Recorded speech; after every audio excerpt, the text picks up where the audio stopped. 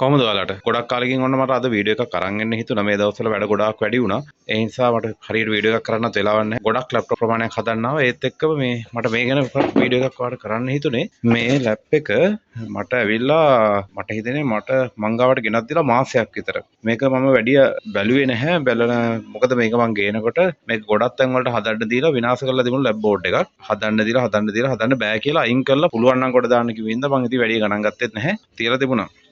ඊට පස්සේ මට නිකන් හිතුණා අද මේක මම බලන්න ඕනේ කියලා. ඊට පස්සේ මම මේක චෙක් කරගෙන ගියද්දි මේක විලට ගොඩක් තිබුණා. පළවෙනියටම බැලුවේ බලද්දි මේකේ 19 වෝල්ට් කොහෙටවත් එන්නේ නැහැ. ඊට පස්සේ ඒක චෙක් කරගෙන යද්දි ඔයගොල්ලෝ දන්නවනේ මෙතන මේ MOSFET එකේ මේකට විතර හයි වෝල්ටේජ් එකක් එන්න ඕනේ ගේට් එකට 29 වගේ වෝල්ටේජ් එකක්.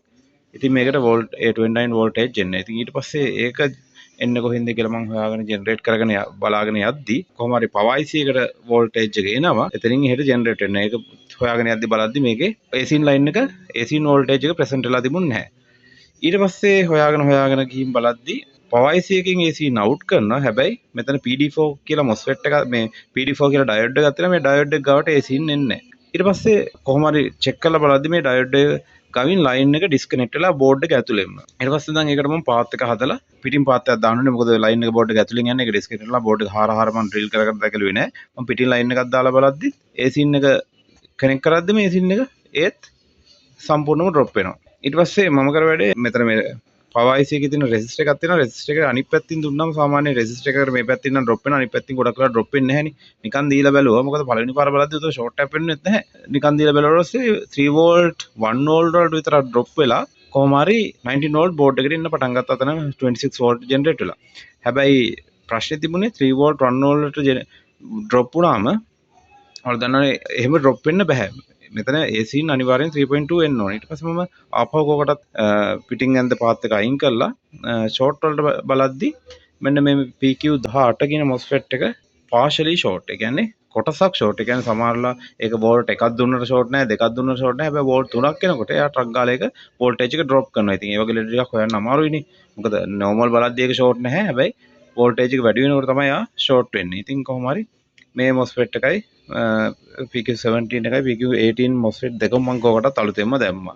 ඊට පස්සේ AC ලයින් එක කනෙක්ට් කරාට පස්සේ 19 වෝල්ට් යනවා. හැබැයි මෙතන charging light එකවත් මේ කිසිම දෙයක් පත්තු වෙන්නේ නැහැ.